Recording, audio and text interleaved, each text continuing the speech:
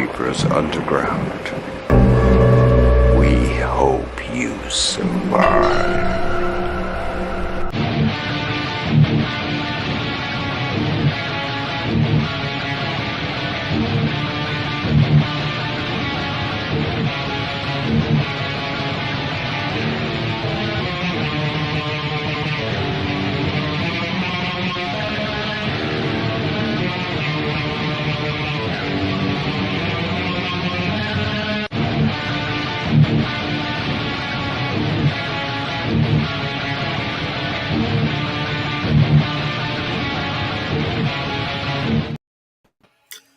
It's a Friday night, my demons. How are we doing today? We have made it to the weekend. Oh, unholy shitballs.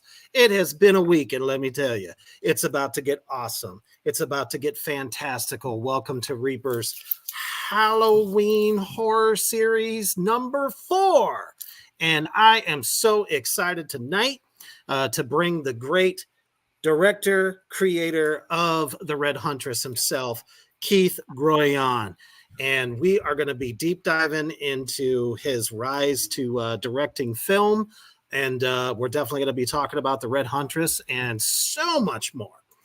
And this is the time where you need to share this out. Anywhere and everywhere there is a horror lover and any potential filmmakers themselves. Share this out everywhere. I don't care. Wake up your mom, your sister, your auntie, your cousin. I don't give a shit.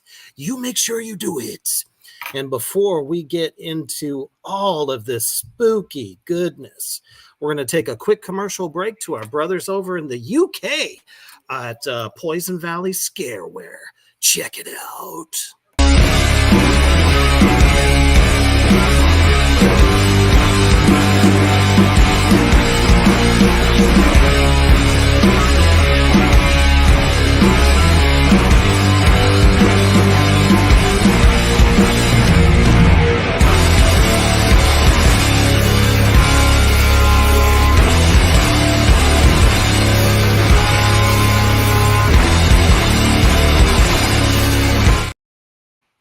You all know what to do. Get on over to poisonvalleyscareware.com and get yourself a high quality original horror art piece, t-shirt, hoodie, beanies, hats, everything.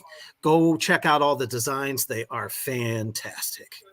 All right. Good evening to all my demons out there. Aaron, Rebecca, Lizzie, Cody. Hells yeah. It's time to talk everything Red Huntress. Kieth, how are you doing tonight? I'm doing great. I know my head's like down, but I'm trying to share it with everyone as we go.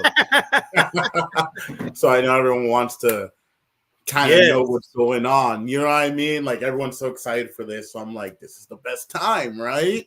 My head is down. Don't worry. If you gotta ask me a question or something, if I just pop my head down real quick, don't worry. I know this is about talking about the Red Huntress, and it's definitely,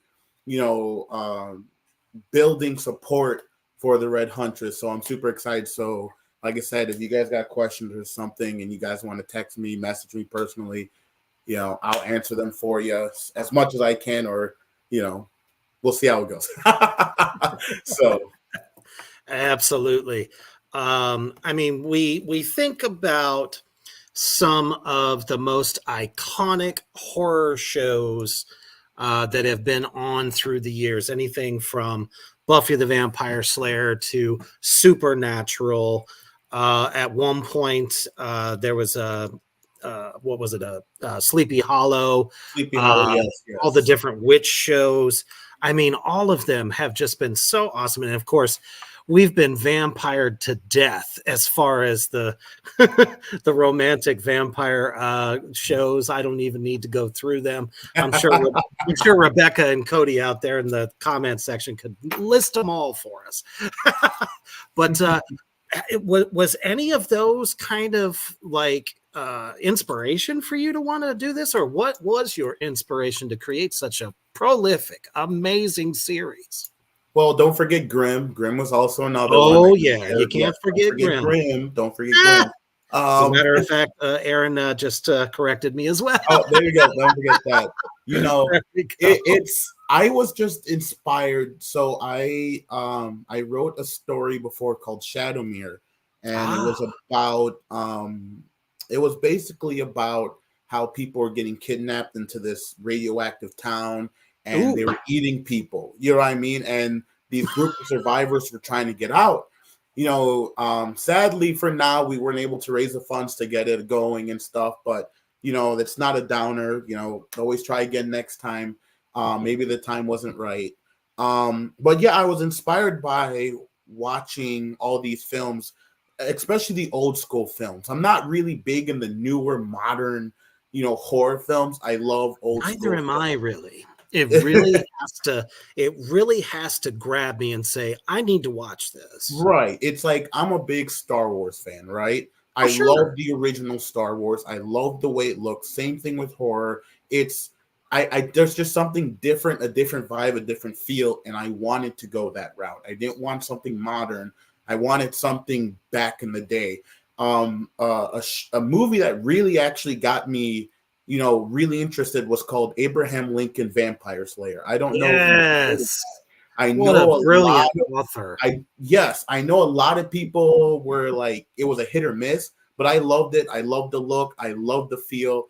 And I just came up to the idea. I said, let's go get Grimm's fairy tales. Let's make a little twist to it. Let's talk about the old school werewolf, vampires, witches, silver bullets, stakes, and let's just throw it in. And not during modern time. Let's bring it back to a time where it's not that common you see that. So I really wanted to, definitely not nowadays. It's not. You don't see it. You see it, you know, vampires in modern age or, you know, the old school. But let's bring it into that Victorian age, you know, that Western age, you know, where you can't just kill a werewolf with a machine gun. You know what I mean? We're talking about muskets, single breech, revolvers, and it's just kind of like a cool get-up back in the day. You know what I mean? I really love that feel, and that's kind of what inspired me to come up with the Red Huntress, like Red Riding Hood, but not Red Riding Hood in a way, you know? So yes, Red Riding Hood, only the badass, you know, monster slayer. Yeah. And that's fucking fantastic. See, I everybody that knows me here, everybody out in the Morgrot universe knows that I love those period pieces, like the classic Hammer horror, you know, all the different Draculas and the Frankenstein. They always nailed that shit down to the costumes, and it was just awesome. So very well done as a period piece. So the fact that, you know, and I had a feeling when I originally read the script that that's what this was going to be set back in, because I was like, is this going to be modern or are we going back? And I was like, old school, baby. Old I'm telling school. you. It's gonna grip everybody. I really think so, because we've been missing it all this time. But what we have noticed, kind of like in the historical action realm, you're getting the Vikings or the Last Kingdom, which I absolutely love those. Right. But let's take it back to those original Universal monster style kind of thing. I think that's what horror's really been missing. Right. And you don't, like Game of Thrones, really popular, you know, and it's just that old school vibes people love, you know. It's, you know, old is the new, I guess you can say it that way. Because I love that. Yes. You know what? Like, you go out and you're like, okay, cool. It's another werewolf, another vampire film. I want something that's unique, you know. People love going and watching the black and white films. You know what I mean? People love going back and watching, you know, like just good old school films. They might be cheesy, but that's okay. And that's what I love about horror, because horror, it can be cheesy. It's just, they just have like that really good cheesiness to it. I don't know if you get where I'm coming from with that. Oh, I do. Yeah, it's like, it's cheesy, but it's good. Well, because I mean, you can't exactly say smack a bitch up, you know, in ancient times. They say it a little different, you know. And you want, And you want that kind of like, you want that vibe that is just different. I love the unique vibes. I love the different vibes. And especially the color. When I was writing this, I didn't want modern color grading, and color grading, color correction, for people who don't know what that means in technical terms for filmmaking. It's the way the film looks. It's the way you get the vibes and the feel from a certain scene. So if it's a darker scene, it usually means, more, down and out. If it's more, sunny, vibrant, bright, it's usually a happy vibe. But just a quick generalization of that. I wanted to pull the color back. I didn't want anything new. I didn't want anything too old. I just kind of want it right there. I guess you can call it's called bleach bypass, but it's the Saving Private Ryan look. That when you watch Saving Private, exactly. It's kind of that vibe that I love. It's not too bright, it's not too vibrant, but it's just that perfect gray, perfect fade that I enjoy, and it kind of just takes you back to that time era when you watch it, and just it's a great color. I love it. It's a great vibe you can get from it. Someone said like a slightly acid washed. Kind of, yeah. Like the grittiness, it's grainy kind of it's feeling. gritty. It's a little bit grainy. Like not I said, so 4K, but 4K. Yeah, it's in 4K, but it's not 4K. We're gonna fake the old school, but it's Actually, I was thinking about going ahead. Oh, there we go. Yep. There's a really good example of what he's talking about.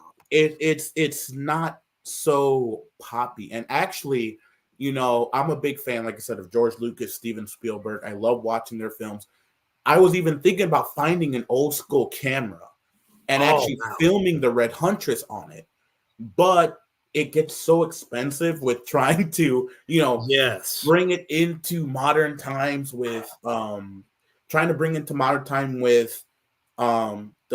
picture and the video, that I'm like, you know what, it's better for me just to film it and then make it look older than try getting something older and working it with the new technology. So exactly. But you know what, I'm still testing things around. I'm still playing around with some shots.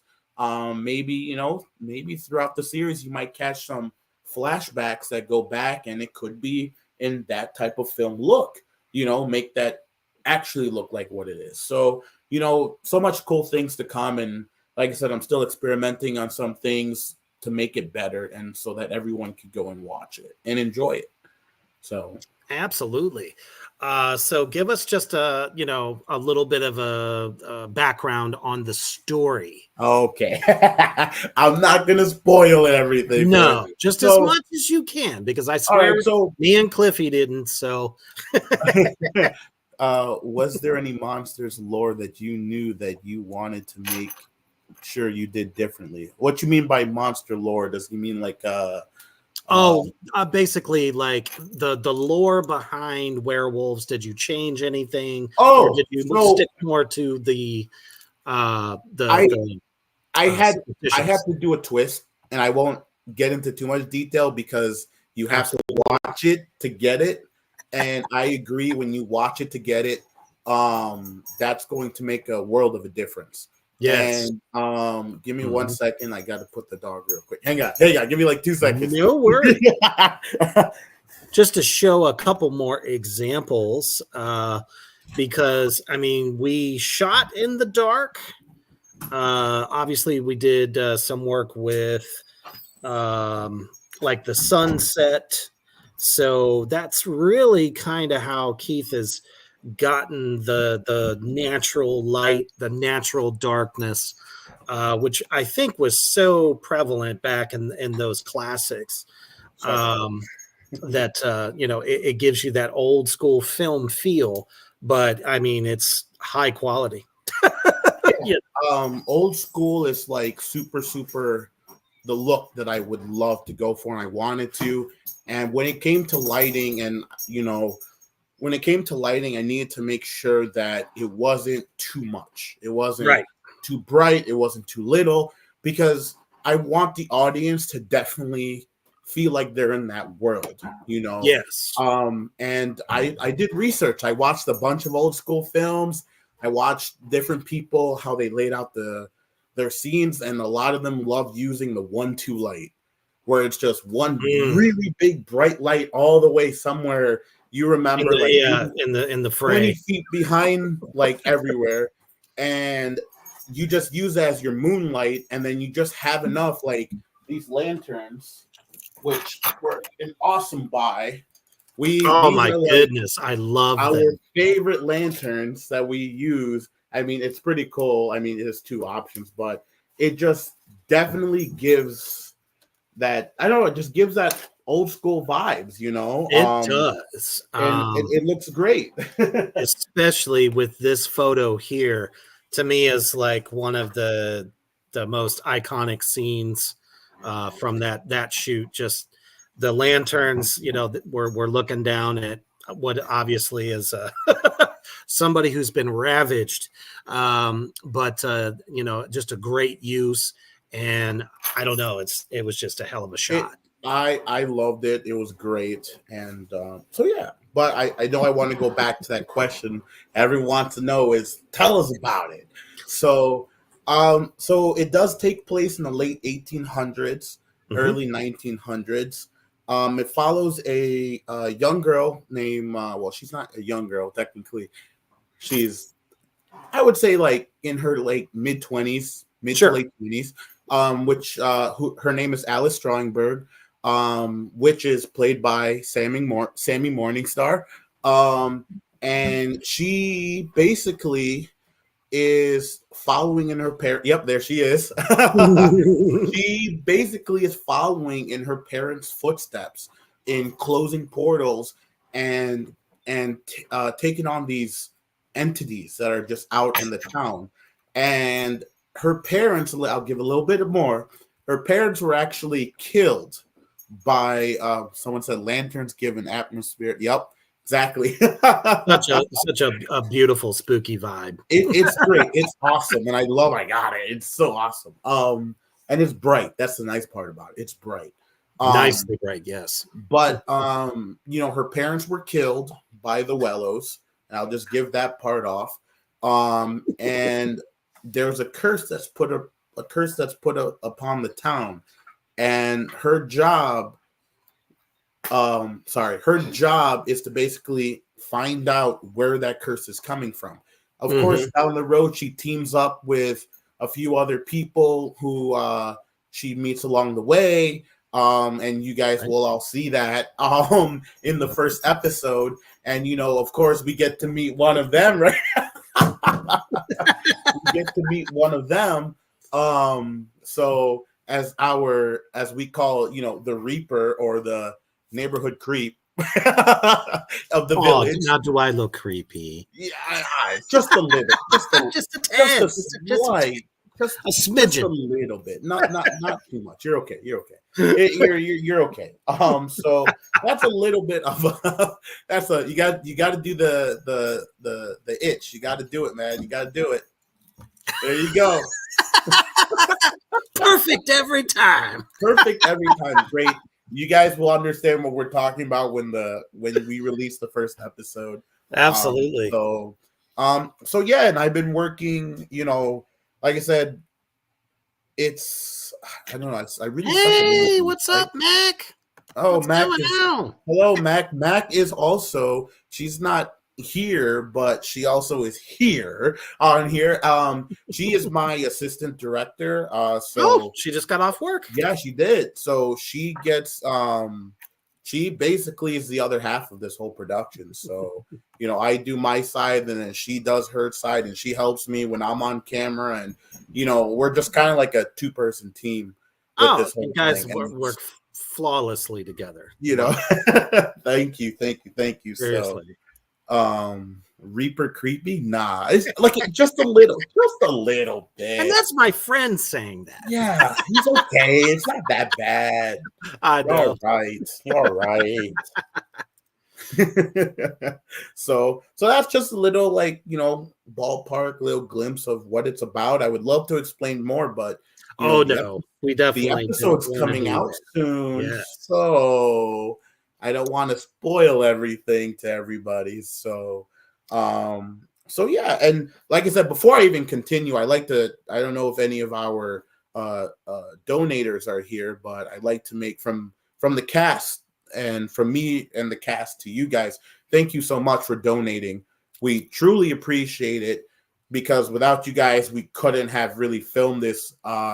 We hit our goal. Actually, we went over our goal. We were supposed to raise $2,000, and we went over. And I am Yes, we so did. happy and grateful for you guys, donating to the project. It means so much, and we actually are moving on to episode 2. So we have some really, really, really, really, really awesome perks that are coming out. Misty, yep, that's Misty. She's playing as Elizabeth Wello, the evil grandmother. So we will, yes. I think there's a picture that you two both took, and it came out amazing. I don't know if you have that. Oh shoot! I wonder if I have it.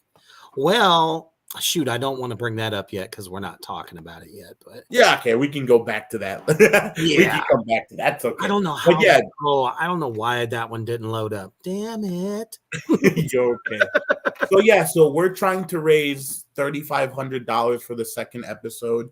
So we have some awesome, cool perks. I know we'll probably talk more about that later on. Absolutely, yes. Yeah, and we'll get to that. But I just wanted to again say thank you from me and the cast. We want to say thank you to all those who have donated.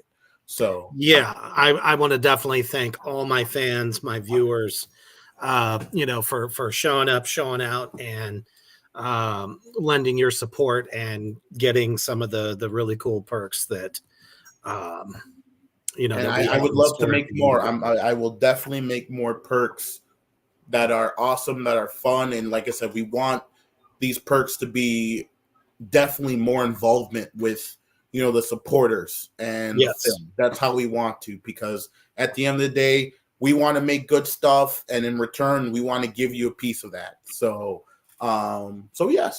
But we will definitely get into that later on. I know.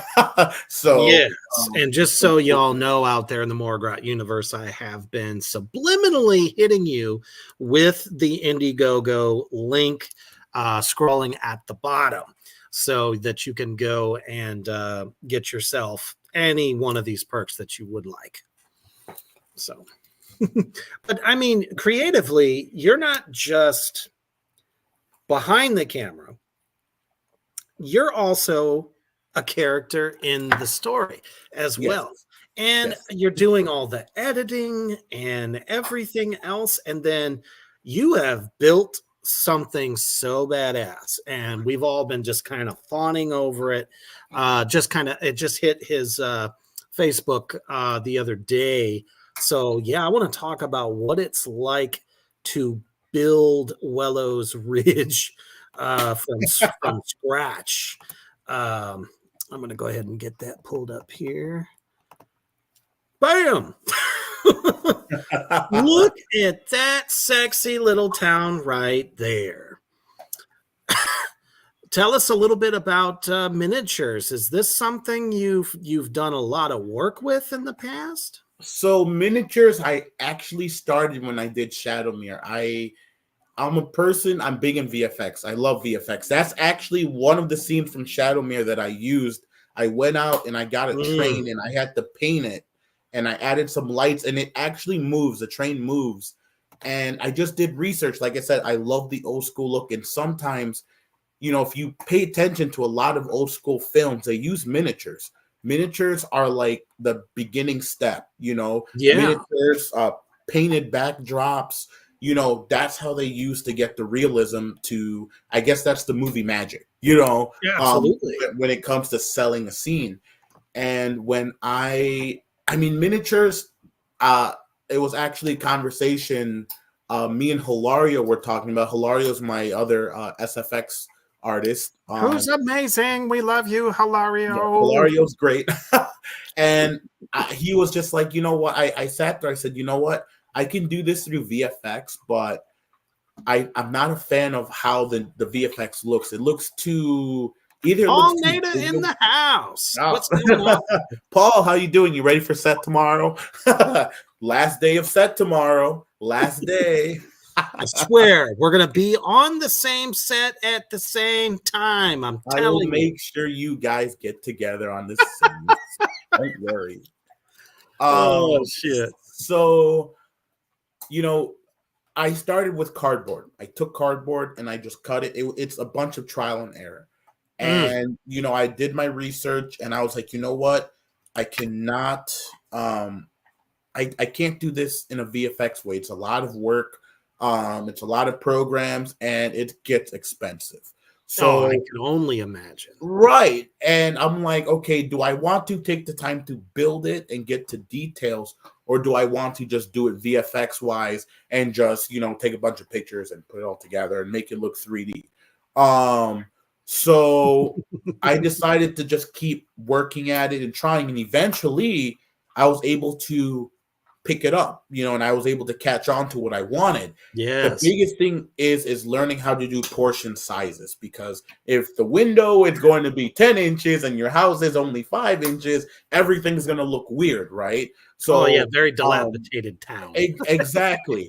And so I was like, you know what? I'm going to play around with this. And I just figured it out. And then I just had to practice on my camera movement, really steady hands, slow movement, trying to sell the shot. And then I use green screen and I use backdrops and I take like lighting and I light the town the way I need it to be to sell that look even more. So then you go into the ground part, what you need, what you don't need. And it's just turning into a matter of fact of, okay, I'm just going to take all this, put it all together, make it look nice, draw it out, envision the shot, get a reference picture, and boom. And there you go. It's just there. And I mean, you can go and buy doll houses or, you know, like those little miniature houses, and you can use those to help sell the effect. It's just really, I guess it's like your creativity can go forever. It's just how you execute. Possibilities are endless at that point. Exactly. It's how you execute the process. That's how it is. And when I did that, people were like, wow, that's amazing. Like, did it take you forever? I said, now it doesn't take me as forever as it used to before, because I think the first time I tried filming it, it took me 4 days of filming just to do a 3-second scene, because I was trying to get that perfect shot. And then you realize, you know what?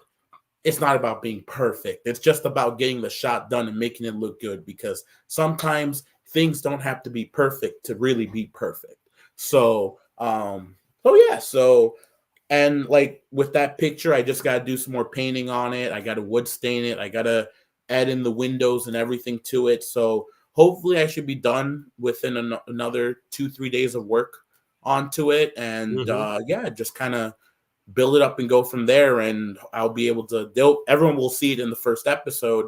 And then I just go ahead and do some VFX to it, add people, add horses, do everything, make them all come together.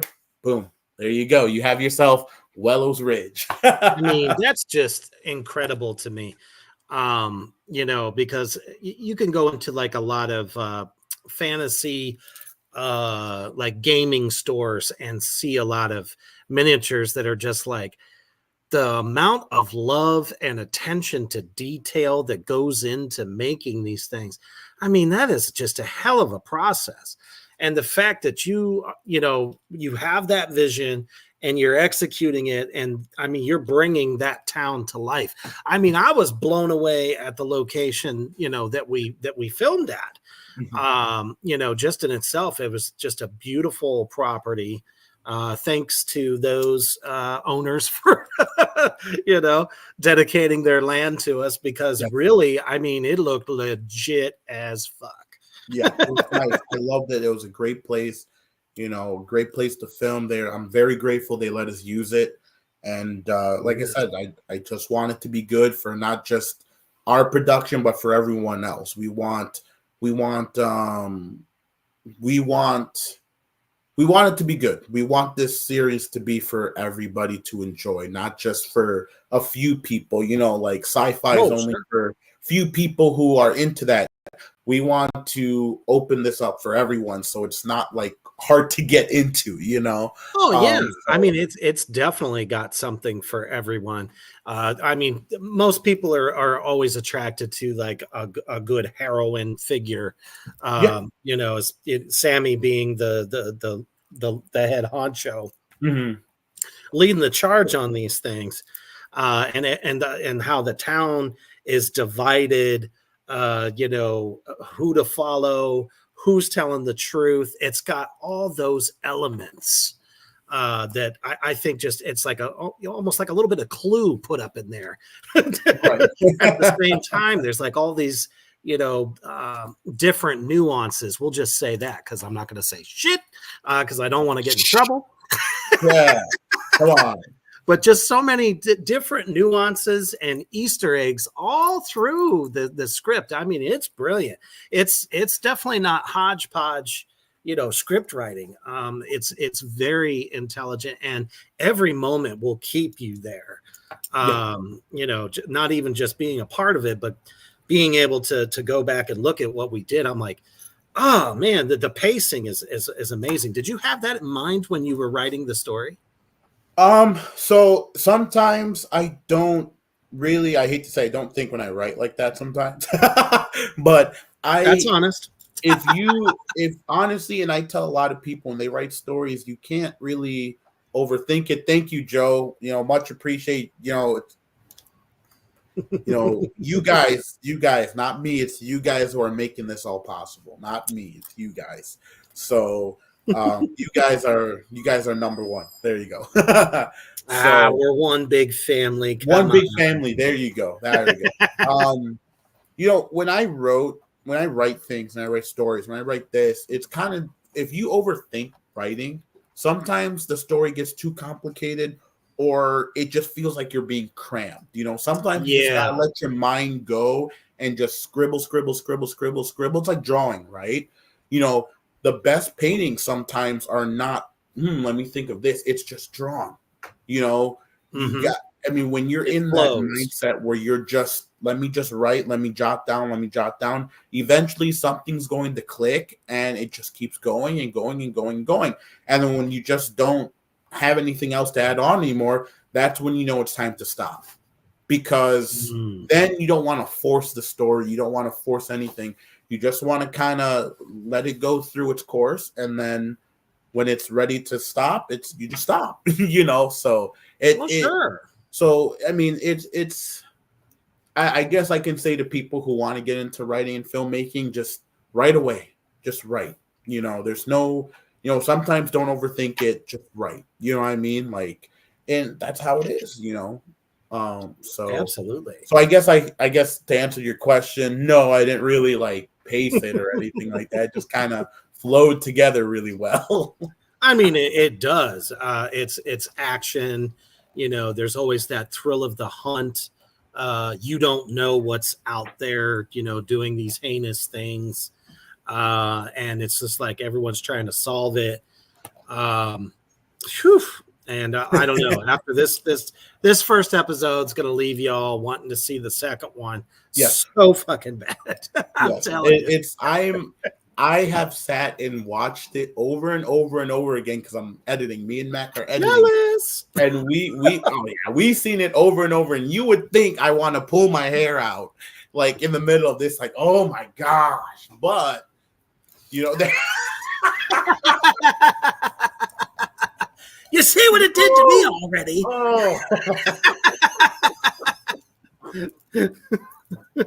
I killed him. I'm sorry, y'all. Oh my god! Just like I got Cliffy with it's the spawn of Satan. He was dying. Oh shit! Oh, good times. So yeah, you know, I've been watching over and over and over again. We've been correcting the small details because you just see and you got to fix it.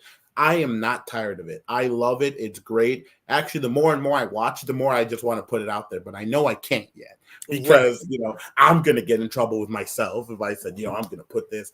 You know, I don't want to release too much information. I don't want to put out so many pictures, you know. So I don't know. It's just I'm excited. Like I can't wait. And our goal is Halloween. Before Halloween, we want to get the episode so out. Perfect. So we're pushing. We're really pushing right now. The train's moving. So we want to get it out for everyone during Halloween time. Get a nice little get something in to watch because it's the best time to watch horror stuff. Yes. So couple of questions for you. Sure. Aaron says, is there a monster that you haven't gotten to write a story about you would like to tackle? I always wanted to do a horror film of Krampus. Oh, yeah. A good one, you mean? A good one, okay? I always something wanted more to diabolical. something like that, I've seen amazing. the movie for it. It was good, but all right. I feel like I can make something like cooler. Like, of course you add your own twist to it, taking that story and just kind of like, okay, let's make it its own course, something cool like that. I would say the other monster I would do is a gargoyle. I used to grow up watching the show called Gargoyles. Yeah. Do you remember that show? I don't know if you watched it. Oh, yeah. I watched the cartoon. I watched the Gargoyles film that came out in the late 50s. It was so good. I love Gargoyles when I was a kid growing up. Mm-hmm. And very anti-hero style. I love the concept that I was like, that's so cool. Maybe I might add it in the Red Huntress. Who knows? There's different creatures that are lurking out there. You never know. So, I think those two would be cool to tackle. Hey, what's up, Kiki? Kiki, hey Kiki, how's it going? So I guess I would say the Gargoyle and Krampus will be something really, really cool to. That would be sick. Yeah, I would love to try putting my hand. I know it gets expensive because just that costume alone for Krampus is like, sure, it looks expensive, And I feel like there's kind of some maybe inexpensive ways of going around it. Oh yeah, there is. It's just how it's. I guess you can say it's just how it comes robes. Yeah, so you just got to kind of like. What's this? I'm sorry, what? I can't see. I want to do my take on Spring Heel Jack. Oh, yeah. Krampus versus Santa. Actually, I had a series. That'd be badass as hell. I actually had a series that I wrapped up over the holidays last year called 1225 The Christmas Files. And it was based, you guys can watch it on YouTube. It was basically Santa, and he has basically a special unit of elves that take on Frostmen that are on Frosty. It's a comedy. It's a comedy action film or a series that I did, and it's like these Frostmen are trying to kill Santa Claus, and Santa Claus declared war against Frost, and like his toy soldiers are going to war with these people, and it's something you guys can all watch on Movie Crew 17 is my YouTube channel, and it will pop right up. It's going to be called 1225 The Christmas Files. So there's 2 episodes out on there. I took a break from it because I started writing the Red Huntress, and that just kind of came into play. You got those creative juices going, it's just go. Yeah, you just got to just go. And I'm trying to read some more of these questions here. You gotta let's see. Oh yeah, I got a really good one from Cody. All right, let's hear it. Hold on, let me go back a little bit. There we go. He says, "Is there a limit on the supernatural aspect? Could black magic, etc., come into play?" Oh, in the Red Huntress, the doors are open on all of that, and that's the best part about the story. The sky's the limit.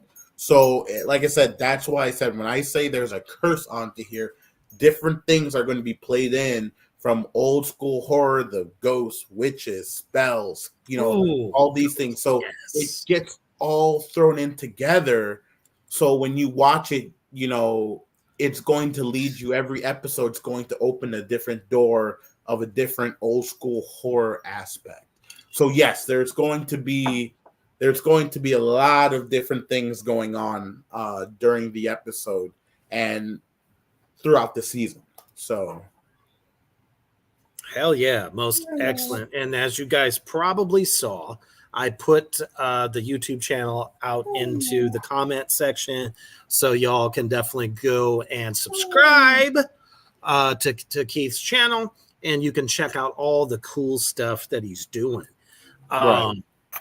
So yeah, so many great ideas. That's my dog. I'm sorry, she's whining to go outside, and I'm gonna have my brother's gonna take her outside. Can you take Ace outside, please? Thank you.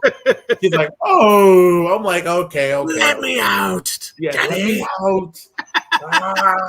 I don't want to listen to your podcast. I'm bored. Like, the door's open. You can leave. Go. I don't want to listen to these bastards. Oh gosh. Oh man. But yeah, I mean that's really just anything goes, and that's what's so cool about the show. It almost kind of brings me back to the Barnabas Collins.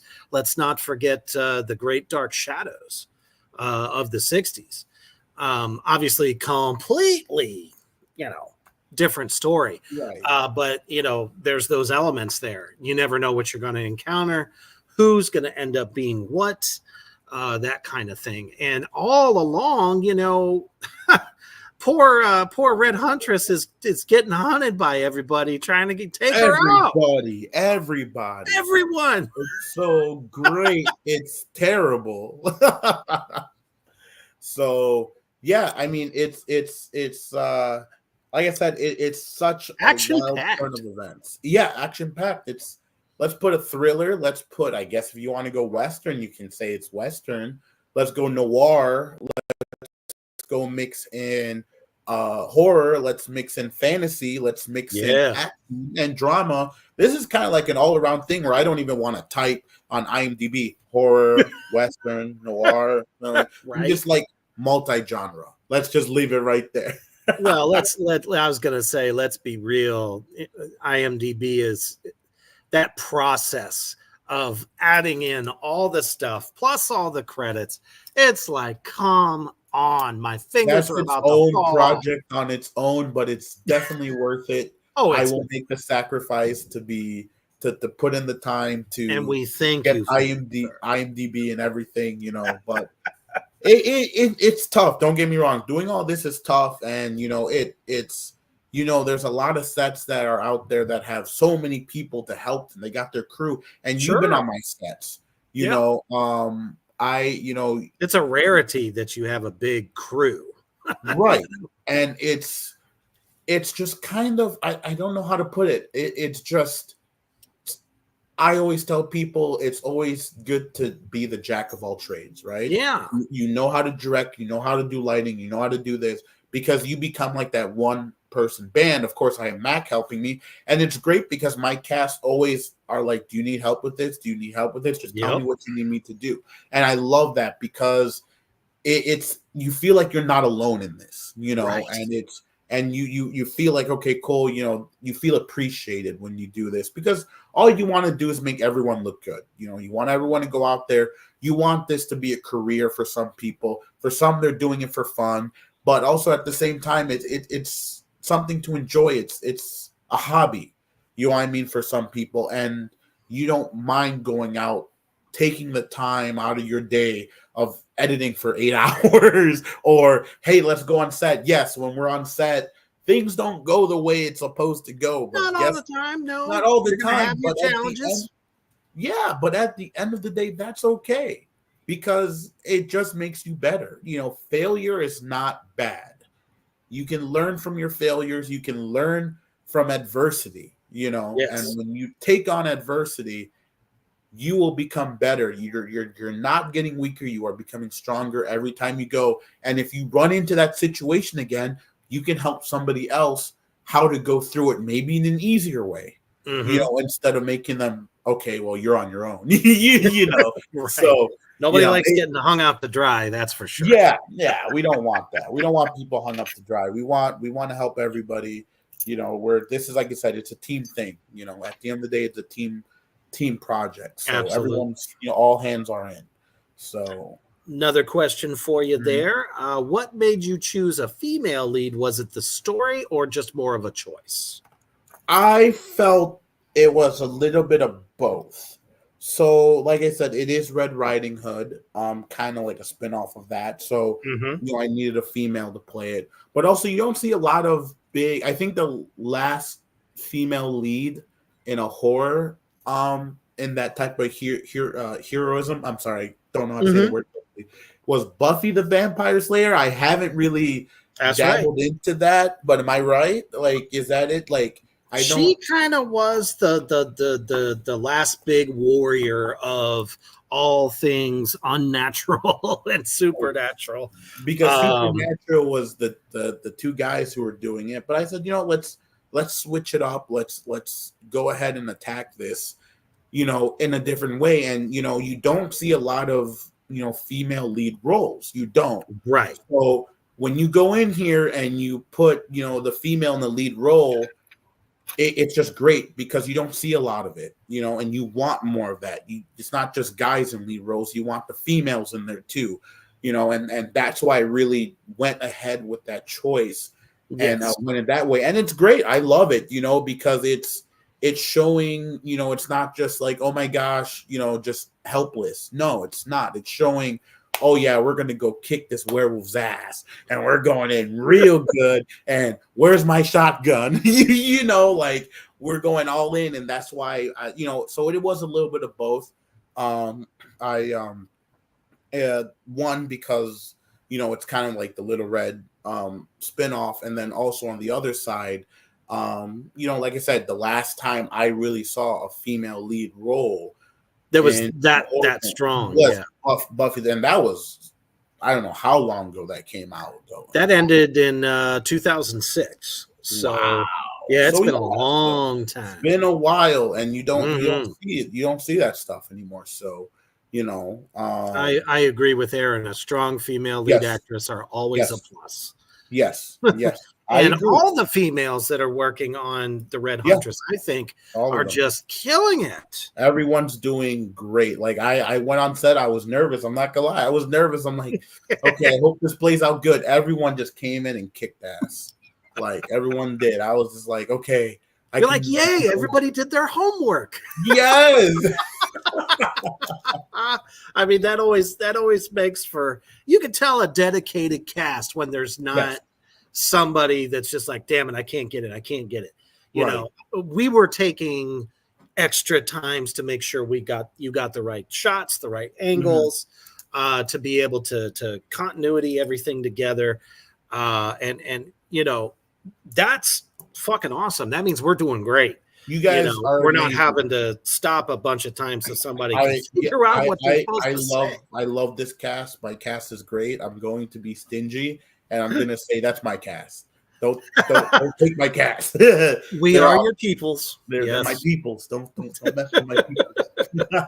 We are the inhabitants of the Willows Ridge world. Willows Ridge, yes. And we are going to bring to the people the best horror series we can. So is there plans for where you want to drop it? Absolutely. First, we all know our economy is not the best, so people don't have the money to go out to theaters and pay for all these things, and that's why I try keeping my Indiegogo really affordable, because it's like people want to donate, but sometimes you got to know when your next meal is. You know what I mean? I don't want you picking, I really want to donate to this, but it's so expensive because I don't know when I'm next going to eat. You know what I mean? So I want to make sure that I keep everything affordable. I would love to put this on Tubi to put out there, but I believe for the first episode, I will be going on YouTube to start building a bigger audience, start off there. I think Tubi, I believe, takes a little bit of time, so it plays into our favor. They all do, from my understanding. That's what I heard. They kind of take a while, which makes sense, but that's why we have YouTube. Anyone can access it, anyone can watch it. You don't have to pay, you don't have to be subscription. and the great part is the episodes are not crazy long, where you can just go to the gym, work out, turn on your phone. I'm going to watch this real quick, sit there, watch it. And before you know, like, that's it. We're done. I want to see more, like. Well, it also kind of helps, I think, that you're not bombarded with commercials. Yes. I Tubi feel is like infamous for that.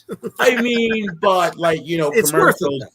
they get paid. Yeah, they get paid. Those people who go on the people who put out their stuff on there. I believe they get a check for it. So the more ads, the better. Sure, I guess absolutely. you could say, but for right now, I rather start it off on YouTube, and then I can definitely go ahead from there on and start looking at networks where I can put on. But I always believe that it's like in Gladiator, right? The king doesn't make the decision. It's the people. You remember that scene where he's like, win the people. Okay. So, just like in Gladiator, same thing with films. You know what I mean? The people will come to a good story, to a good film, and networks will come to you. You know what I mean? You can put it wherever you want. You can go from there. But my whole thing is, I just want people to enjoy a good horror series. So that's me, Not to mention, you then make that move after doing YouTube and say, hey, look, this has gotten 12,000 bajillion, views on this thing. If I can get, and this is a goal for everyone on here, okay? Well, sure. I would love, if you guys can go ahead to Movie Crew 17, if you guys can go hit that subscribe button on there. And so we can get the numbers in. And I would love when we debut. And speaking about the trailer, I know we were going to do it tonight, but we had some scenes I really wanted to put in on. We had some scenes that we wanted to put in the trailer that would make it so much better.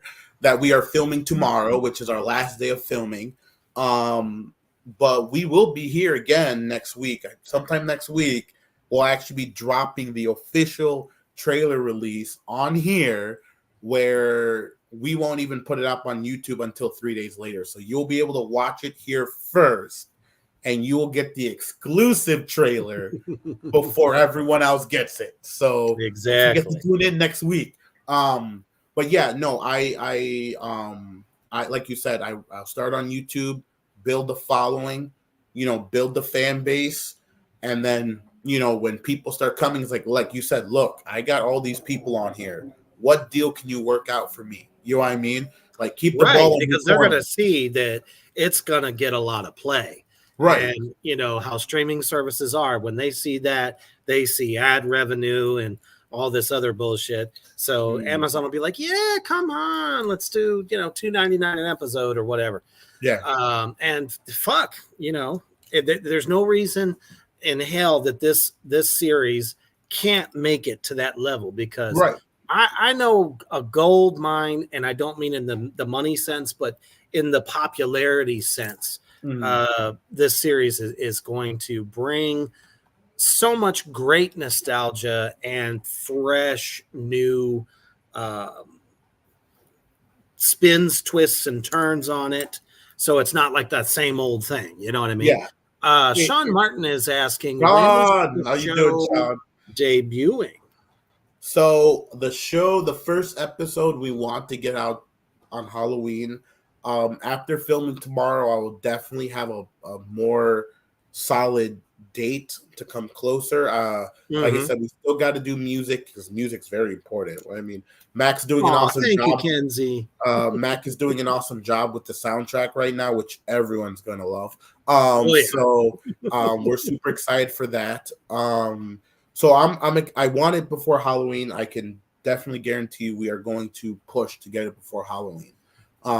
Probably going to be on a weekend, most likely. I'll let people pick what they want. I'll give them the option. You want a weekday or a weekend? But I would like to do a Thursday night or Friday night release.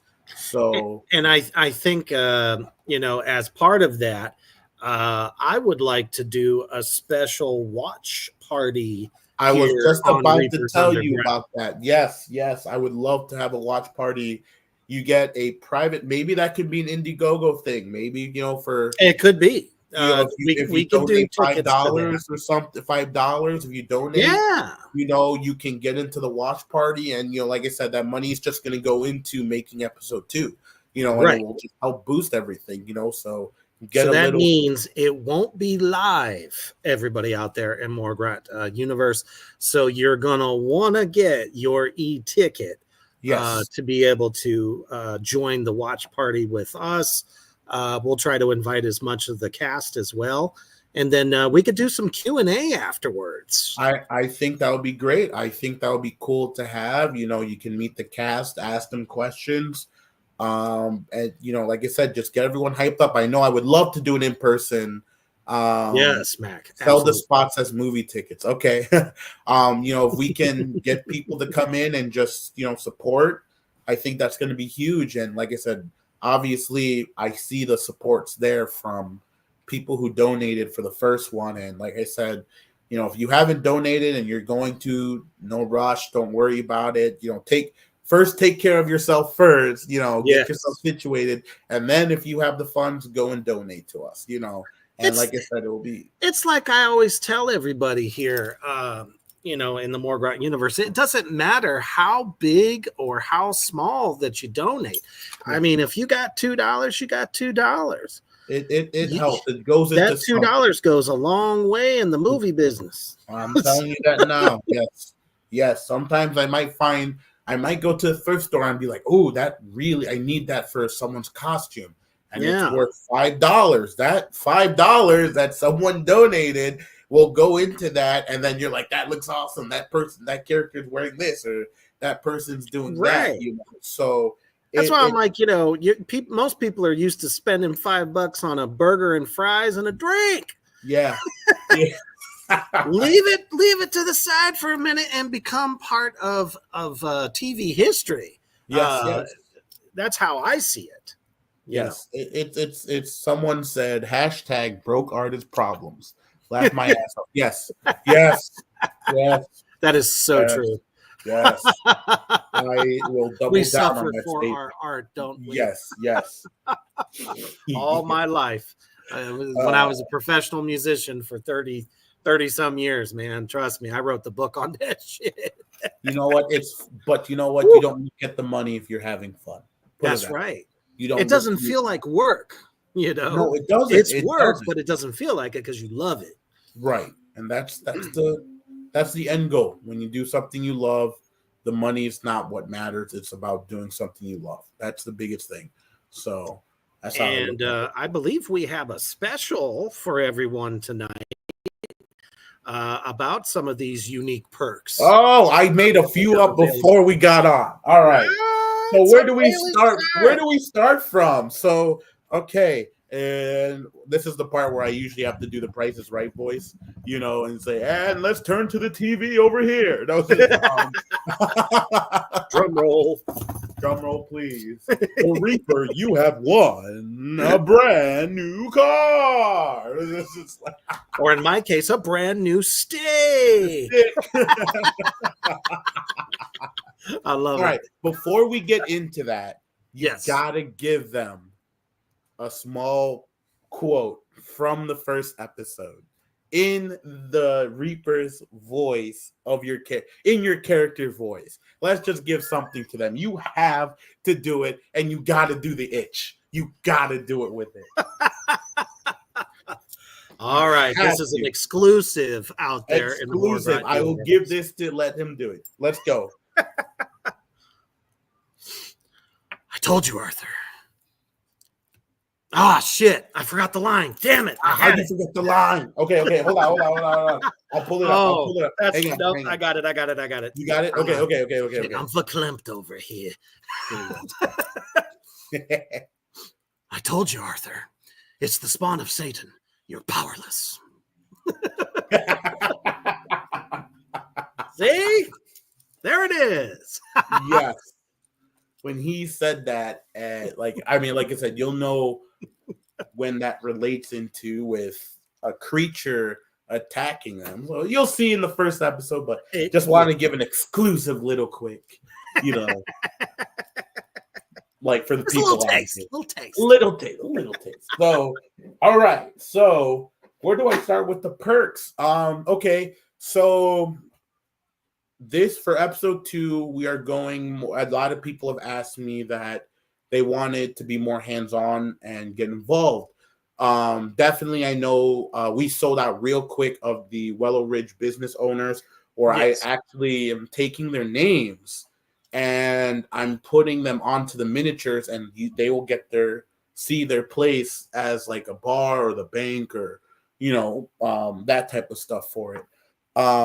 So I decided to go ahead and listen to everyone, and when they asked me that, and sure. I went ahead and did more associate producer credit. I believe I'm gonna pull up my Indiegogo because I forgot the pricing. I am sorry. I have like 10,000 things running through my head. Indeed. So, all right. So, of course, we have our thank you, which is $10. And here's something special. This is specifically for the Reapers. So it's called the Reapers Memorial. Okay, and for $30, give me a second. Let me open up the details here. I got to read it. So get your name set amongst the killed by the mysterious creatures of the dark during the Reapers Memorial service in episode 2. And then, we have to have you sign the waiver. Yes, that's it right there. You'll receive IMDb credit and a death certificate signed by Steve the Reaper Living Good. So that means in episode 2, your name will be set amongst the people killed by the creatures of the night. Ooh, Kenzie, what a great idea you got there. The Reapers of Bank. So go ahead and jump onto that because we only have 15 spots of that one, and plus it will help us out too. So exactly. The next one I have, affordable. Yes, very $30, and you get IMDb credit and a death certificate signed by the Reaper. I mean, who wouldn't take that? And if you do out there, I'm just letting y'all know right now, I will throw in a bunch of my Reapers Underground merchandise to go along with it. Wow. There you go. So tell your friends. Exactly. Tell your friends. Believe me, I've been hammering them about it. The next one that we decided to step up, it's a little bit pricier, but it's definitely worth it, is an executive producer credit. I was iffy about putting those out, but I decided, okay, let's get people in if they want executive producer.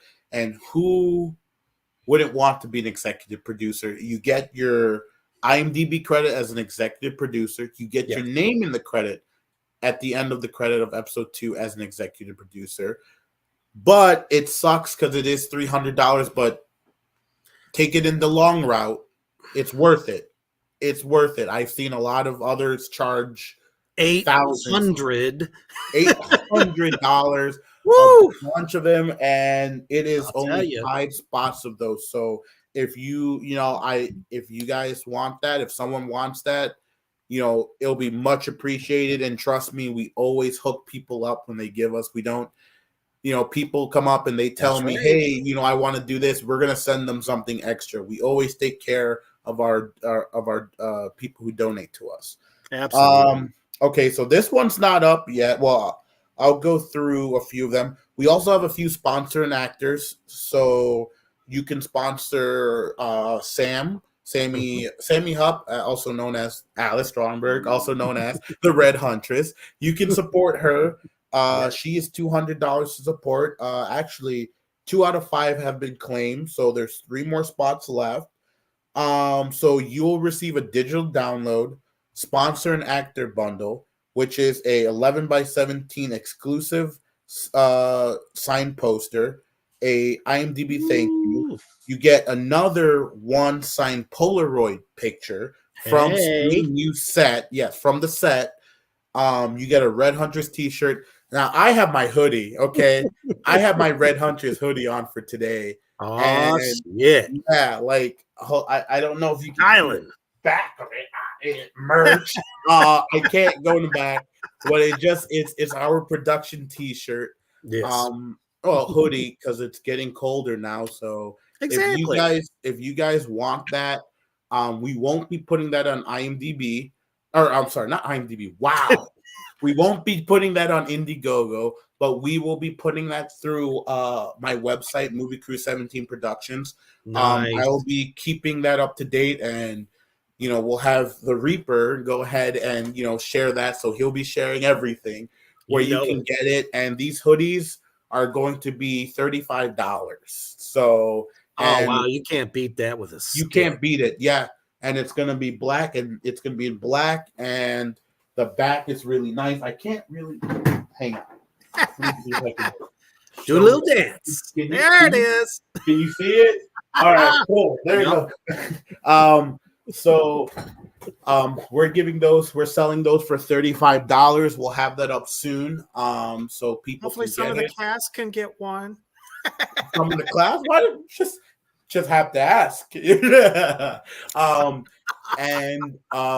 So we have t-shirts also you can get. We also are going to be coming out with beanies. Oh, so nice. People can put them on over. Yeah, yes. So we're there you go. Yep. So you don't have to show the Gotta keep my noggin, warm. Yeah, so we're gonna have some awesome merch coming out.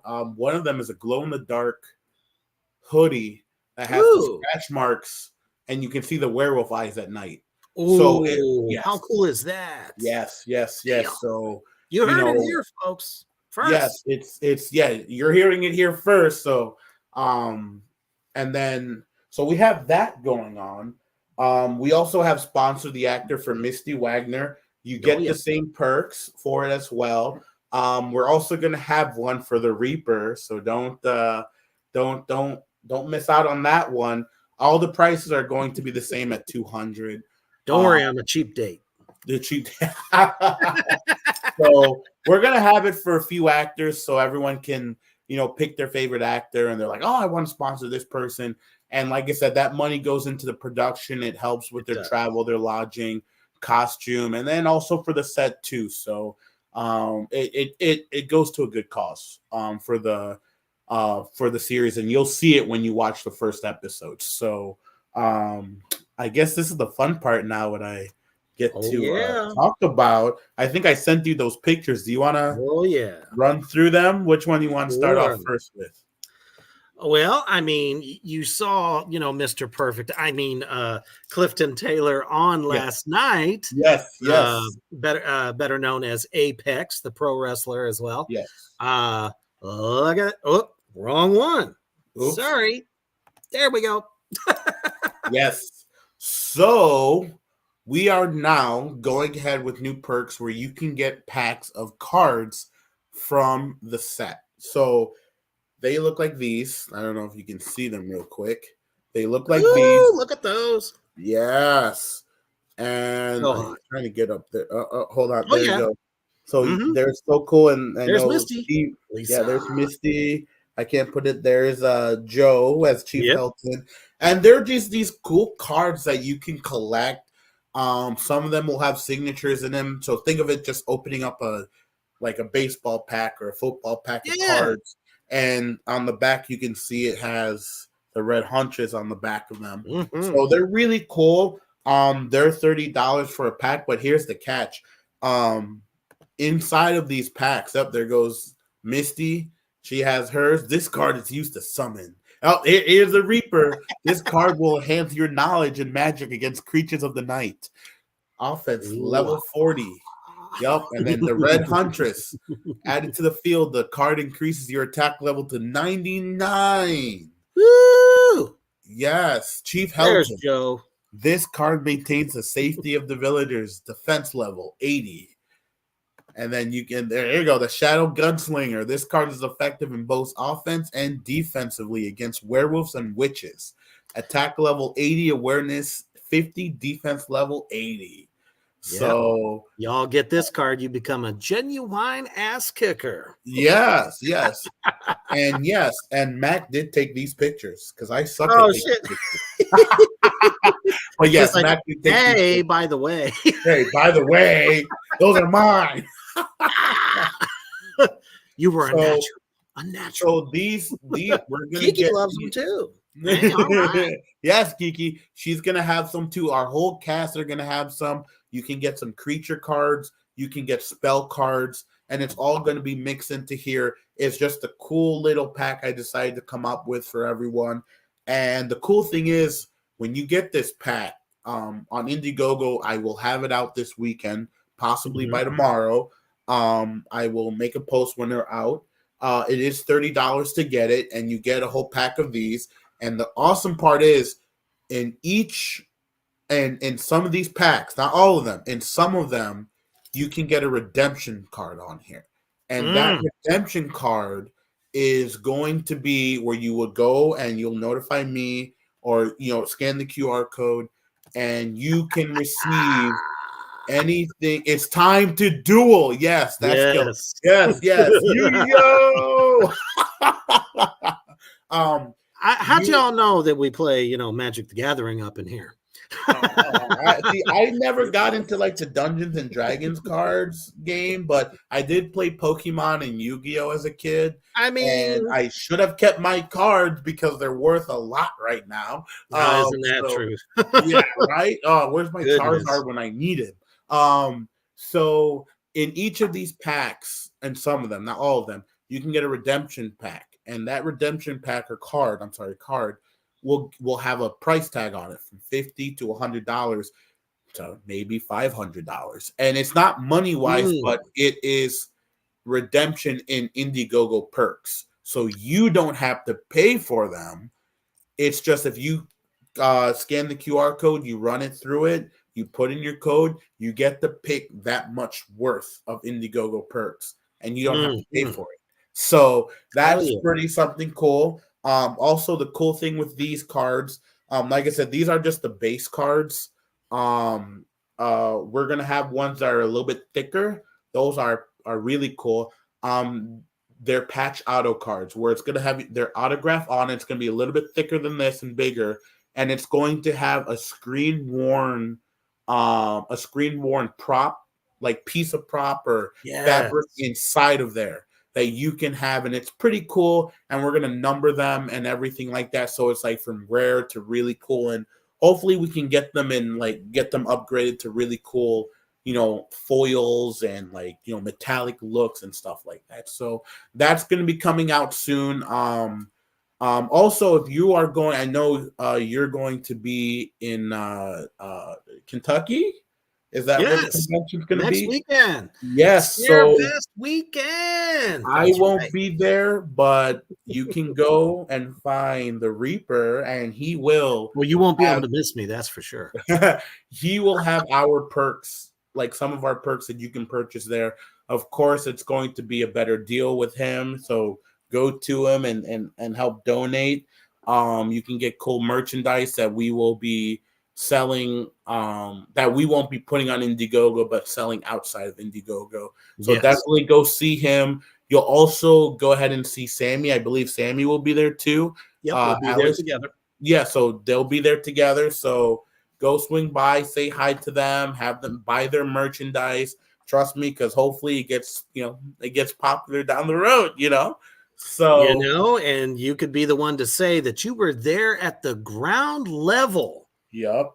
And you have a piece of this history already that others can't get. And not to mention I'm sorry. Go ahead. No, go ahead. You go ahead. Oh, I was going to say, not to mention my brother and fellow Morgrot Entertainment artist Cody Gray, who's out there in the comments section, will be there with us as well. The Crown. Is that him, Defiler of the Crown? Defiler of the Crown Art is his art company. He makes some of the best horror art. Oh my goodness. You need to check his designs out. They are unfreaking believable. But he will be there also. And, there's going to be some Reaper merchandise there as well. So if you help to contribute to this Indiegogo campaign and throughout our entire series, when you see me and you donate or you buy a poster, I'll sign it. Selfies are always free, just so you know. I don't believe in charging for that shit. I don't either. I don't get why people charge for selfies. It's like, okay. It just seems, you know. You can find Cody at Defiler of the Crown Art on Facebook. That's where you can find his art. But I will definitely hook you up with some Reaper goodness if you do get any of the Red Huntress merchandise that I will have there. So I look forward to seeing all you Kentucky Demons next weekend. So, Steve, I also have one more thing I want to throw in. I totally forgot about this perk. It's not even a perk. It's a raffle. Our good friend, yes. Do you remember the Gunslinger box? Fuck yeah, I do. Yes. That thing was hot as hell. We're raffling that off. And yes. So I have a video. I don't know if you can upload it. It's a short video that came from our one of our great actresses, Lisa Butala, who made a special video that I would be posting up. And I feel like, the audience here should get a first look at it, if that's okay. I will see if I can get that loaded. All right, let me send it to you. That would be the best way. Oh my goodness. If anyone has any other questions, like just, whether it's filming or about the project, just ask away. I'm really good with answering questions. So, not to mention, what was it that inspired you to become a director in the first place? Oh my gosh, I don't know where to start with that. Where do I start with that? Man, there had to be like that movie, or maybe when that I was show, or so it started off with just me and my friends bullshitting, making YouTube videos, stupid YouTube videos, right? We all started off that way, damn it. Yeah, everybody we just wanted to make. We were like, you know what? Also, I just sent you it right now, the video. Okay. So I started with my friends, my neighborhood friends, and we all just kind of came together and made stupid videos on the Razor phone. I don't know if you guys remember the Razors. Oh, I remember the Razor. Yeah, or we just made stupid videos, and I went into I kind of just had fun with it, where you just kind of come together, put together videos. I then went ahead, when I went into high school, I really started pressing a little bit more on it. I helped out my school with the broadcast channels for sports, for our team sports, and making just promotion videos, for the school. And I went ahead and I continued going on with that. And then I just started making these films. My first film I made, my first really VFX film I did alone, was with one of my old buddies, Kyle. And we just started making all these films. We did this thing called KVH, Kieth versus Kyle. It was a lightsaber duel I did first, because we were so much Star Wars fans. And I did that, and that was my first time I really edited and put together something that I thought was cool. I remember that day, and I wanted to give up filmmaking because I was using a really, really old, slow computer, and I'm trying to run After Effects on it, and it took me about, I don't know, maybe like 2 weeks just to do like a 3-minute video. And it was just so tedious, but I loved the outcome. I enjoyed, people like saying, oh, this was great. This was amazing. You should keep doing it. And, I just kind of went going. I just kind of went at it. And then I did a series called Fate Forthcoming. I took a break in college from filming. And then I kind of went back to it after college. And I did this series called Fate Forthcoming, which is where I met a lot of my friends in the acting industry. Hilario, I met my good buddy Terrell, who, was like kind of like my assistant director, like basically he had the equipment and everything, and he was just like, here you go, man, just use my stuff and let's put something together. And I worked on that project for almost like 6 years trying to do that. Yeah, it was a long project. You can actually watch the first 2 episodes on YouTube. It's going to be under Fate Forthcoming, FATE, Forthcoming, FORTHCOMING. And that was basically a stone was found. A stone was found in by scientists, and 7 guardian souls came back and they fought each other for power. Ooh, So it's kind of like, I always said it's Harry Potter and Game of Thrones came together, and I did that, but I kind of stopped doing filming for a little bit after that because of course there was criticism, where just some people didn't really like. I kind of went into a little depression because sure, there's always going to be people who are just going to say things. Yeah, they're just going, and I didn't understand how to go about that. There's always these people out there who are going to talk down about your project, who are going to say, "Oh, it's not worth it. You should just quit while you're behind. Don't waste your time. Don't waste your money." And it puts you down. You know what I mean? And it does. Yes. I had to, my friends were like, "Why aren't you doing this anymore?" I said, "Nah, I'm good. I don't want to even do it." And so I stopped for a little bit, and then my itch came back again to start doing it again. And I started filming, and I started learning and getting better. And, I just started becoming very, you just got to stay humble and just keep doing and doing. You're going to hit bumps in the roads. You're going to fail. This is a very tough industry. And, here I am now talking about a new project. It's just throwing darts at the wall and seeing which one sticks. And, I this is the one that stuck, and everyone loves it. And I love the support from everyone that they're giving us. And it's great motivator. And it's just, I don't know how else to explain it, but like, I want this to be for the people. Everything has come full circle. Yeah, exactly. Because, there are some people out there who don't understand how much work a director puts into it's unholy project. And when they come up and tell you, "Oh, your thing is not worth it. You should stop. You don't need to do this. Stop wasting your time."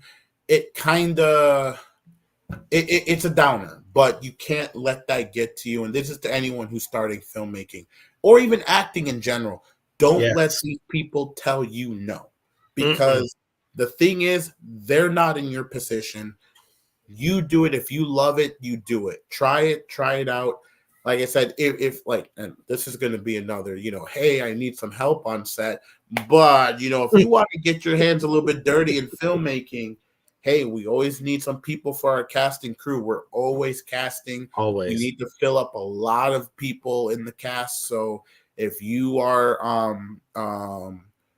if you're interested, just let me know. I'm very open to everything. And, if you want to try dabbling it, because I want to give people that experience. I want to give people that experience that I haven't had, when I ask someone, "Hey, can I be on your set? Can I do this?" And they tell you no. And they tell you can't be a part of it because you just can't. There's never an answer. It's just, "No, you can't be a part of our thing. No, you can't do this. No, you can't do that. Oh, you don't have enough credit to to do this stuff." So, I like to give people opportunities so that they can, so that people can get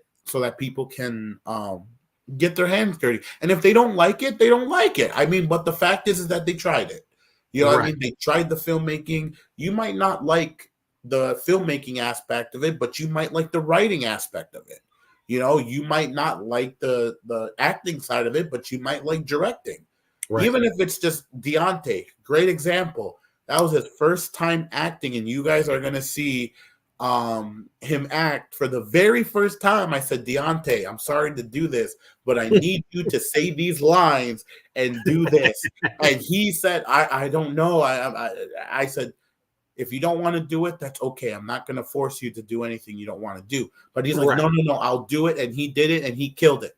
He That's killed right. it. And I was like, oh my gosh, like, dude, like, you actually can act. He's like, you think? I said, yeah. Like, and I'm not trying to like, Blow hype smoke. you up. Yeah, Yeah. blow smoke. But no, dude, like, you genuinely can act.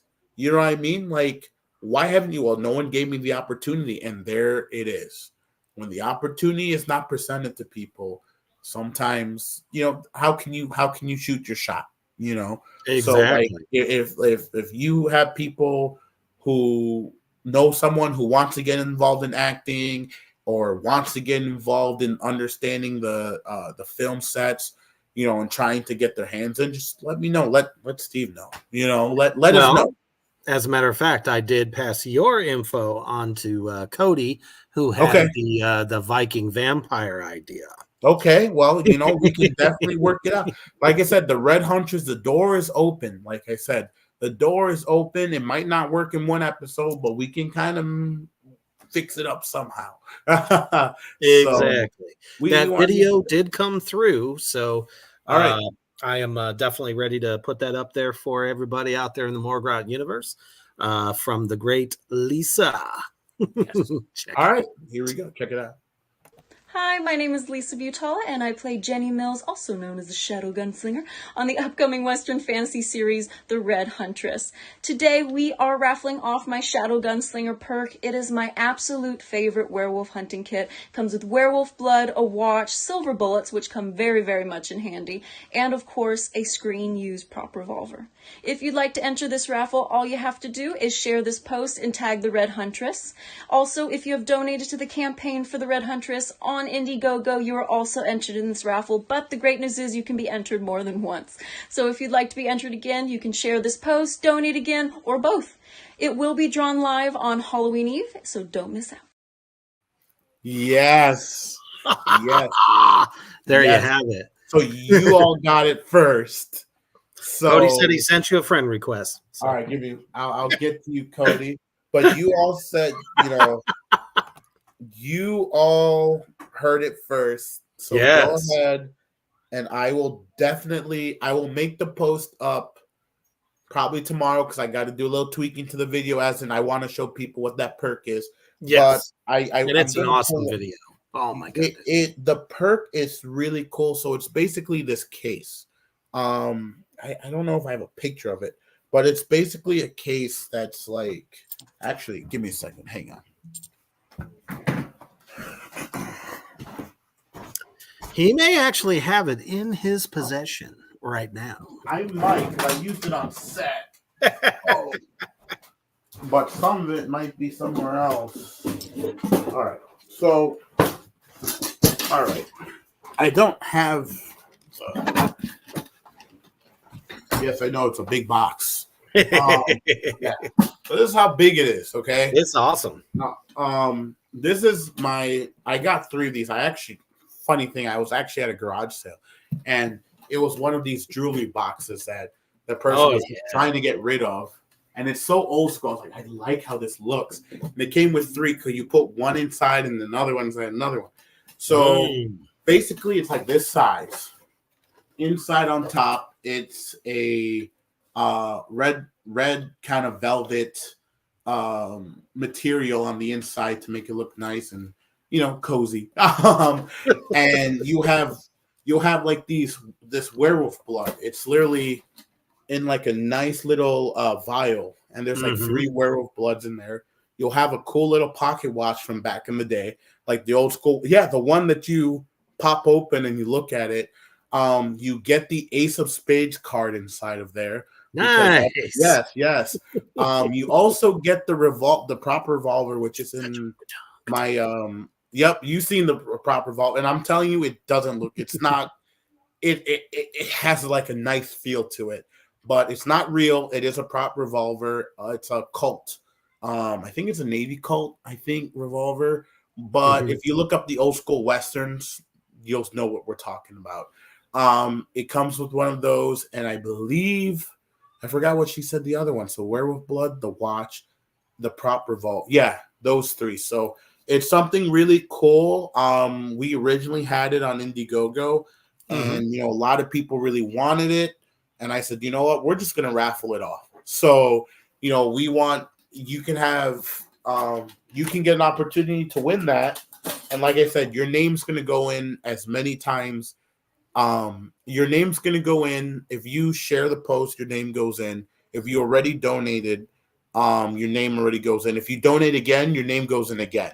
So it's kind of like the more you donate, and this is the opportunity where maybe, when we do our online premiere, $5, if you get it for your friend or tell someone, hey, you want to jump in on this, your name gets to get in there multiple times. So that's right. If your friend's like, oh, I want to be a part of this, we'll just say, okay, I'll pay for it. So you get an opportunity to get it. So it's I think it's something cool.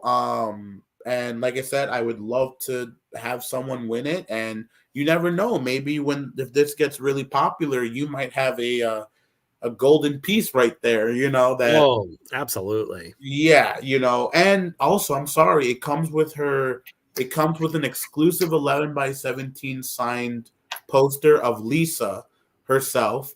And I mean exclusive as in no one has seen it yet on the internet, and no one will, and it's just for you only.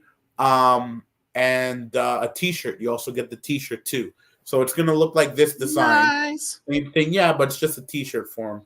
I know everyone's asking me now, but I got messages. Can I get the hoodie? I'm like, just hold on, I'll get that out there soon. Don't worry. So definitely check it out. We have so many awesome things. Actually, you can see one of the posters that you get. These are like the 11x17 posters. Woo! Hang on, let me. So no, I didn't put it on just a normal sheet of paper. I have it on cardstock paper, so it's a little bit more durable because I know sometimes, posters when you get them, they get all crumpled and folded. I want to make sure that you guys I want to make sure, guys, you guys get a nice glossy, thick poster that it's durable. So this is what it looks like. It's 11x17. You can get the size. This is just our base. You can see. This is our base poster that we have. This is our cover, our episode 1 cover photo, which everyone's been going crazy about. Sammy did a great job in this picture. Actually, This picture, believe it or not, was an accident shot. We were filming and she just looked the other way. I don't know why she looked the other way, but she looked real quick. I think she saw like something fly, and we caught the shot. And we're like, we're keeping it. So, sometimes it doesn't have to be perfect. Yeah, it doesn't have to be perfect, right? Sometimes it just happens. Boom. And it just became our iconic picture. So, Can't beat it. Everybody out there in the Morgrot universe, you have heard so many firsts tonight. Yes. About the Red Huntress series.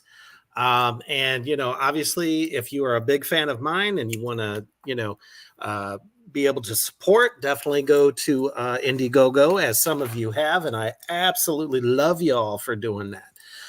But check out some of the other ones also. They are excellent perks to get.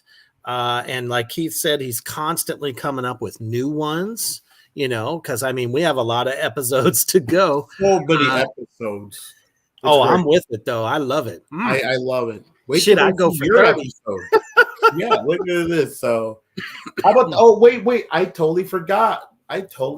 We are releasing another vampire werewolf kit, or a vampire hunting kit of Steve. Yeah, I forgot about that. One person has bought it, and I know someone else asked me, so I will put that up again tomorrow. It is going to be another 1 of 1. So jump on that opportunity. It's limited edition. Yeah, limited edition. Yes. I won't make any more because I have 3 of them just for they will be used. You won't get them right away, but it will be screen used. So that's why you won't get them right away. But that makes it even better. Yeah, it makes it better. Oh my gosh, I have this one. So so I have all the screen use stuff, right? Can I get one? So there's so many awesome perks that I'm trying to come up with that's affordable and that's just fun. Something that's just fun out there to get. And but yeah, please make sure you get the memorial. Please go out there and get the memorial because you can't beat it. His speech is going to be so great. You wouldn't want to miss your name in there. Coming out this mouth. Yes. This mouth. Yeah. Who's better? Yeah. I can't do it. No. I'm the one with the magical finger. I can't do that. No, I can't just brush it off. No. So but you get so much with it. Not only is your name said, in the opening scene, but also you get the signed death certificate by me, yours truly, the Big Bad Devil Daddy himself. And then you get also an IMDb credit for that. There's just so much and so little. And then again, all you have to do, guys, take a screenshot, show me you bought it, and you'll get some extra special Reaper goodness to go along with it. That's a plus. That's a plus. You don't see that anywhere else. Nope. You don't. Collaboration at its finest. As I always say, competition is at the bottom, collaboration's up on top. Always. Always. Yes. As Severus Snape says. Aaron says he knows what I'm getting for my birthday. When's his birthday? Next week on the 18th. Oh. Yay. My pleasure, brother. And just stay tuned, stay peeled.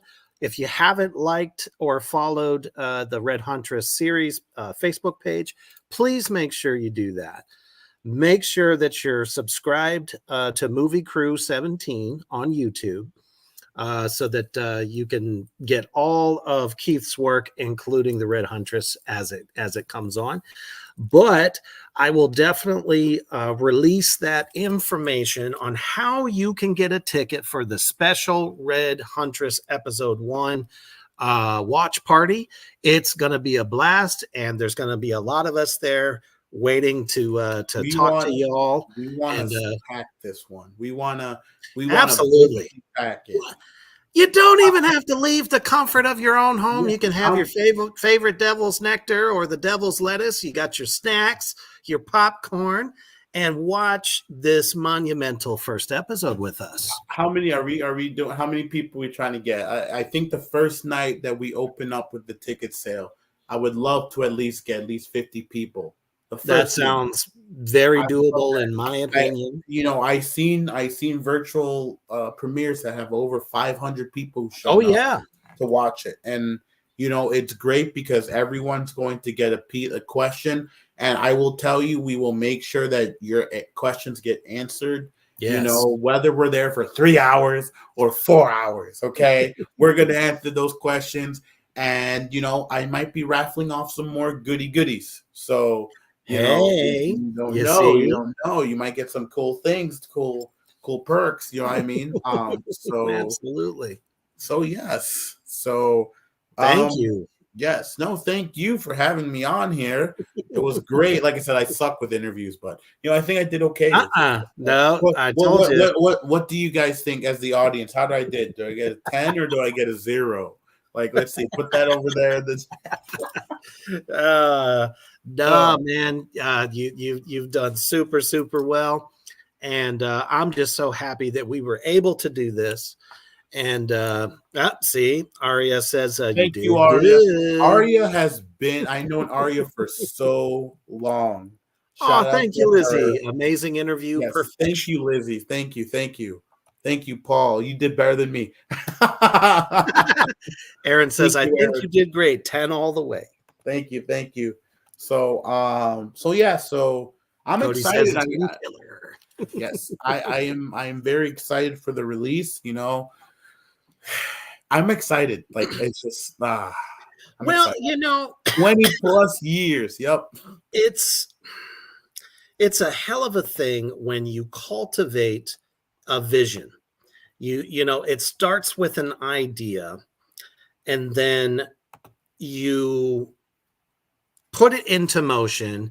You start thinking about, who can I get to fill these spots? And you assemble the right cast. And then the next thing you know, you're like, well, shit, I got to crowdfund it. Obviously it takes money in order to make money, as it were.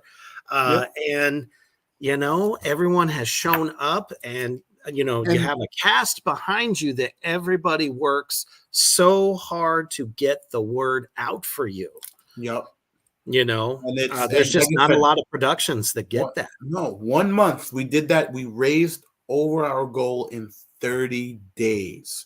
Yes, sir. 30 days. I have seen productions that don't even get anywhere close on 30 days. They need to go for 90 days or for 60 days.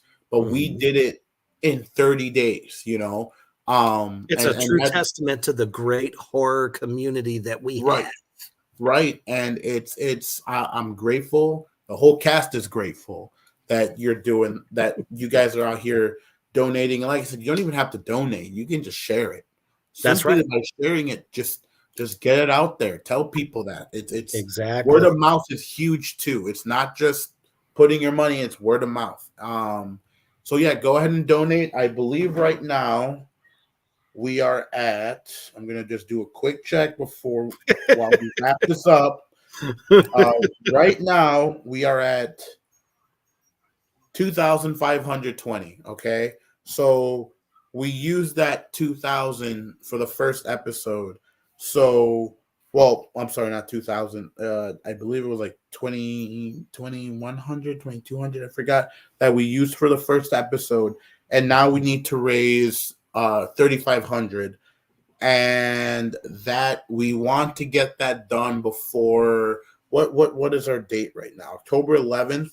If we can get it before, I guess you can say early first week of November, that is our goal.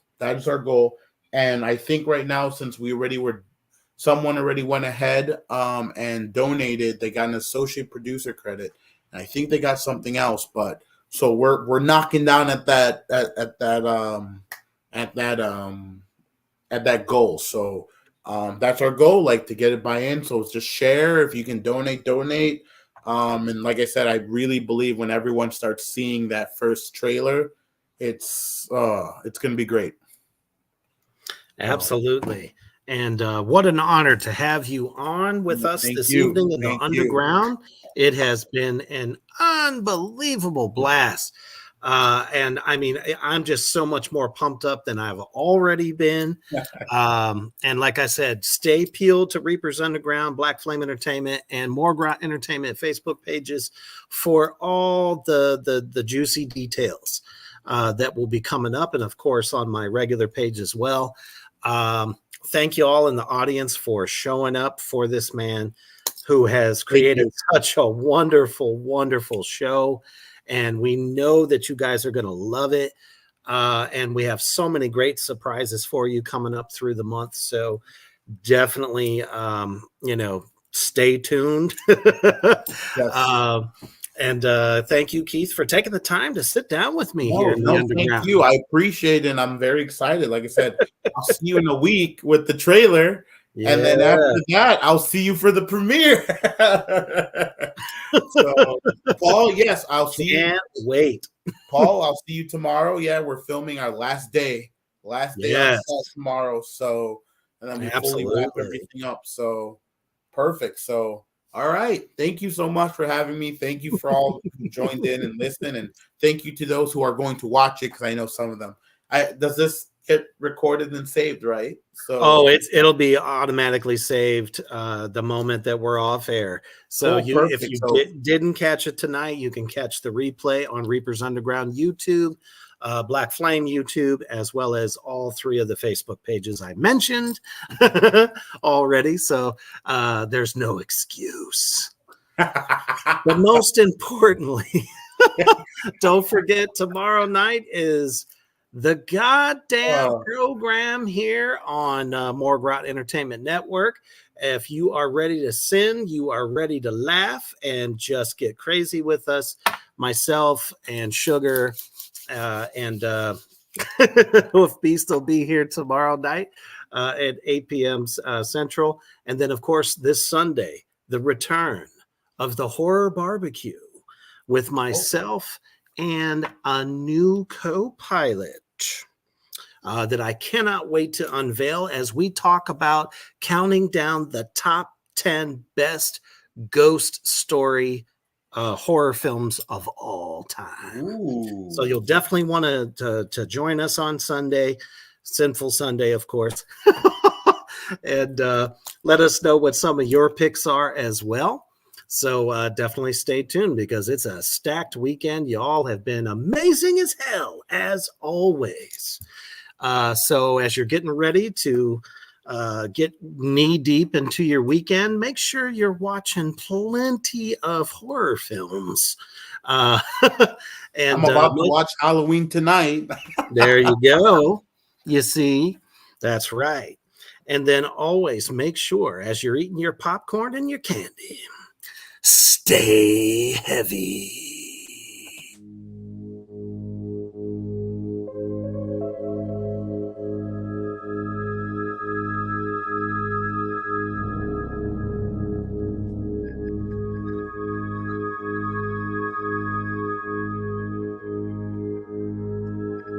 Thank you for joining us on Rebros Underground. Stay tuned for more from Morgue Rot Entertainment in association with Black Flame Entertainment.